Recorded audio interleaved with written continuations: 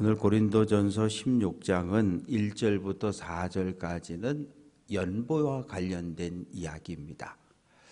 헌금과 관련된 이야기인데 바울이 내가 갈라디아 교회들에게 명한 것 같이, 그런데 갈라디아서 어디를 봐도 바울이 헌금에 대해서 이야기한 내용은 없어요. 다만 편지로 한 것이 아니라 직접 말로 했고, 또 바울이 말로 갈라디아 교회에게 헌금 연보에 대해서 이야기한 것을 고린도 교회 성도들도 소문으로 듣고 해서 알고 있었습니다.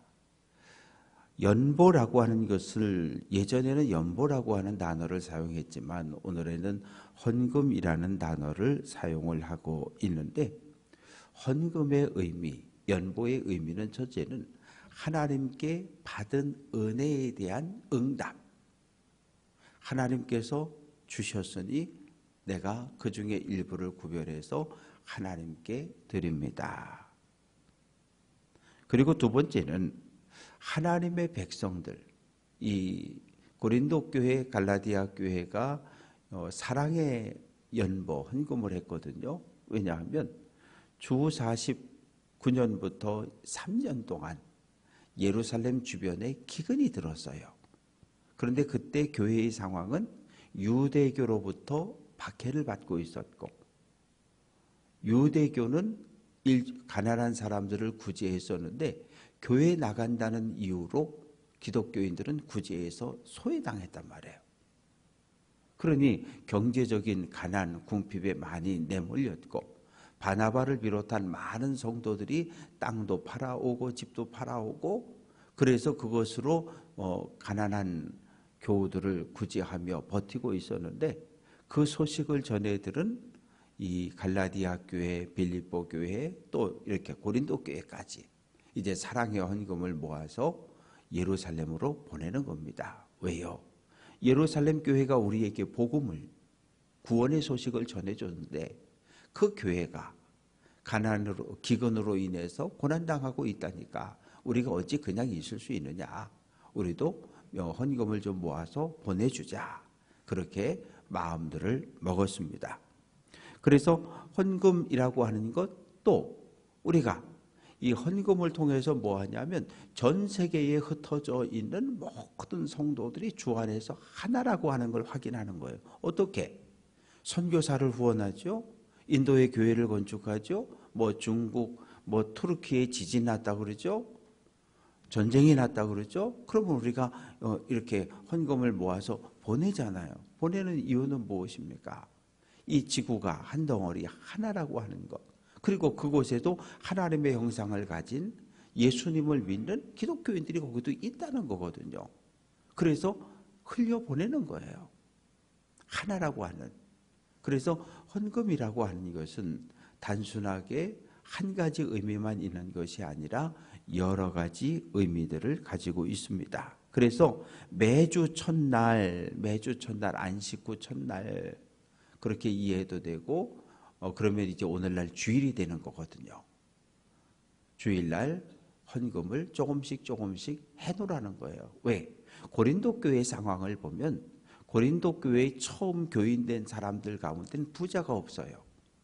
부자가 없고 하인, 종, 노예, 이 사회의 그 가난한 사람들, 그리고 이제 상인, 상업에 종사하는 일꾼들이 좀 있었고, 그러니까 갑자기 다음 주 사도 바울께서 우리 교회에 오신다니까 저기 헌금들, 특별 헌금들 가져오세요. 이렇게 하면 헌금을 할 수가 없어요. 그러니까 내가 지금 에베소에 있는데 한참 있다 고린도 갈 테니까 내가 가기 전에 미리 조금씩 왜? 한꺼번에 헌금을 많이 할 수 있는 여유들이 없어요. 그래서 하나님이 주신 것 가운데 일부를 떼어서 조금씩 모아두라는 거예요. 모아두면 이제 3절 말씀 보면 내가 고린도에 갔을 때 고린도 교회 대표를 뽑아서 그에게 이 사랑의 헌금을 들려서, 그리고 추천서 소개장을 써서, 그리고 예루살렘 교회로 보내면 되지 않냐. 만약 그때에 나도 상황이 괜찮으면 나도 함께 예루살렘 교회를 방문하겠다. 그래서 4절 말씀 보면 이제 처음 이 편지를 쓸 때만 해도 계획이 없었는데 실제로 고린도 후서에 가보면 바울이 사랑의 후원금을 들고 함께 고린도 교회에서 선출한 일꾼과 함께 예루살렘으로 올라가는 이야기가 있습니다. 그래서 두 번째는 5절부터 9절까지 말씀 속에 내가 지금 에베소에 있지만 내가 배 타고 고린도 갔다가 마게도냐 갔다가 북쪽 그리스 북쪽 갔다가 빌립보 교회, 데살로니가 교회, 베레아 교회 쭉 살펴보고 그 다음에 고린도 교회로 오겠다. 고린도 교회 와서 잠깐 안녕하세요, 저 바울입니다 인사하고 떠나지 않고 함께 여러분과 머물면서 겨울이 다가오니까 여러분과 함께 머물면서 말씀도 전하고 좀 이렇게 그동안 교회 안에 바울 나를 사도로 인정하지 않은 성도들도 있는데 내가 좀 한번 마음은 열어놓고 대화도 하고 그렇게 지냈으면 좋겠다. 그래서 실제로 사도행전 20장 3절을 보면 사도 바울이 고린도로 와서 3개월 동안을 고린도 교회에 머물렀다라고 하는 기록이 있어요. 9절 말씀 보면 이제 그 전까지는 내가 8절 오순절까지는 에베소에 머물 건데 왜 그러냐 하면 광대하고 유효한 문이 열렸다. 이 말의 의미는 지금이 복음을 에베소에 선포할 수 있는 아주 가장 좋은 때를 만났다는 거예요. 그러나 반대로 이 아데미 신전의 형상과 신의 형상을 은으로 만들어 파는 은장색들이 바울을 잡으라고 막 데모하고 시위하던 그런 때였습니다. 그렇지만 바울은 그때를 복음을 전할 수 있는 가장 좋은 기회라고 이야기합니다. 10절부터 12절까지는 디모데가 너희에게 갈 텐데 야 디모데 저놈 저기 바울 제자 아니야? 저놈 저 바울 말이나 듣고 우리 말 안 듣고 그러지 말라는 거예요. 여러분들 가운데 나 바울을 미워하는 사람이 있을지라도 디모데는 나와 함께 주의 일에 힘쓰는 자고 복음을 전하는 자니까 따뜻하게 영접해주고 잘 있다가 다시 에베소로 보내주었으면 좋겠다 하는 이야기가 12절까지 기록이 되어져 있고 12절에 보면 형제 아볼로에 대하여는 바울과 디모데가 에베소에 있을 때 아프리카 알렉산드리아에서 에베소로 온 사람이 있는데 아볼로입니다. 이 아볼로가 부활한 예수에 대해서는 모르고 있어요. 그래서 아굴라 브리스길라 부부에게 부활한 예수에 대한 가르침을 받고 이제 온전한 믿음을 갖게 되고 그래서 사도 바울의 뒤를 이어서 고린도 교회를 가서 섬겼던 사람이 아볼로입니다. 그래서 우리가 아볼로에게 고린도 교회 2대 목회자로 가라고 얘기하고 있는데 지금 말을 안 듣는다. 그러나 하나님의 은혜가 그 얘기 함께하면 갈 테니까 그렇게 알아라.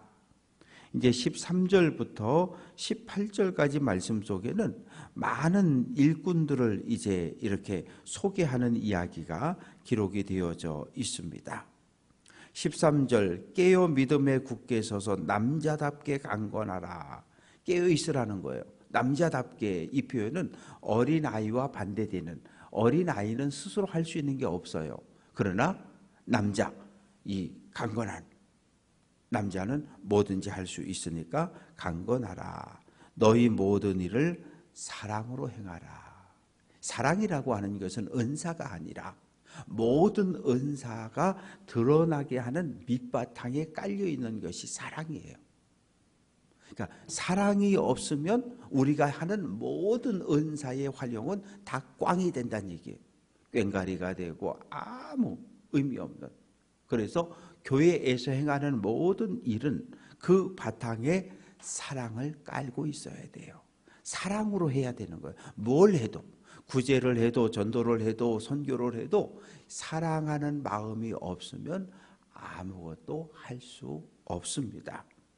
스데바나의 집 고린도에서 사도 바울이 처음 복음 전해서 예수를 영접한 사람, 또 그들과 함께 일했던 17절 스데바나, 부드나도, 아가이고, 이 다 고린도 교회의 일꾼들입니다. 이들을 칭찬하는 이야기를 썼고, 이제 마지막으로 19절부터 24절까지 말씀 속에서 바울은 지금 에베소, 오늘날의 투르키에, 터키에 있는데, 여기에 있는, 그 당시 투르키에를 소아시아라고 불렀거든요.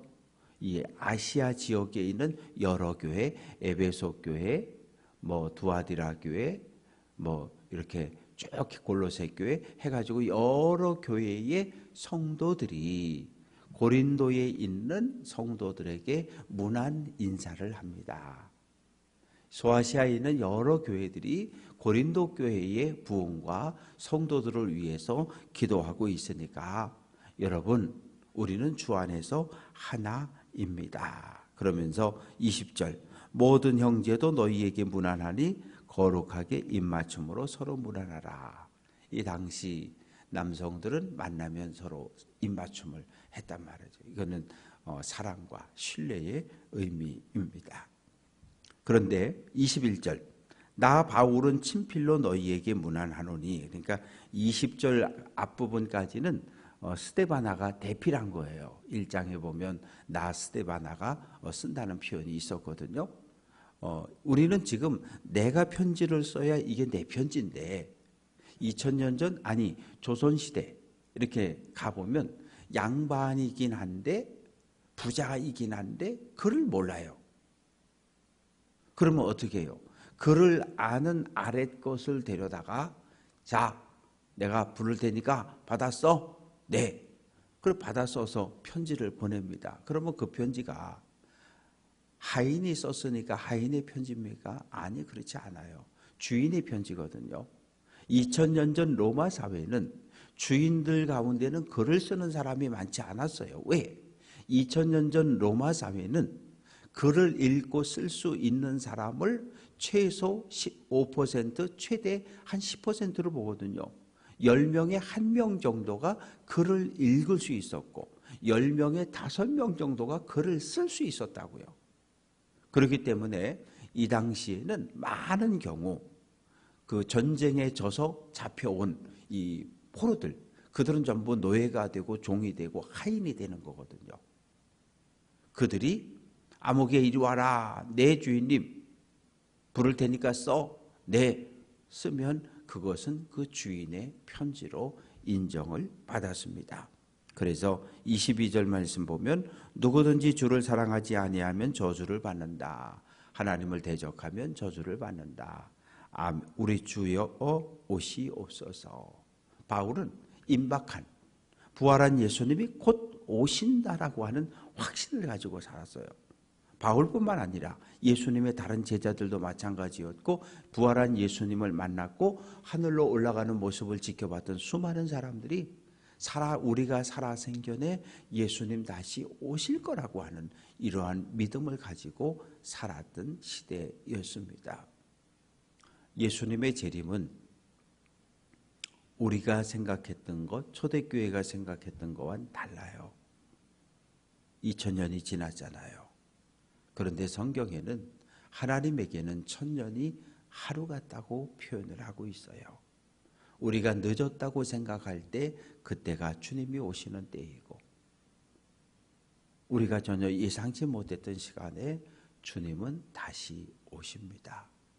오시는 주님을 우리가 대림절기에 기도하며 깨어 있어서 기쁨으로 맞이할 수 있는 귀한 성도들 될 수 있기를 주님의 이름으로 축원합니다.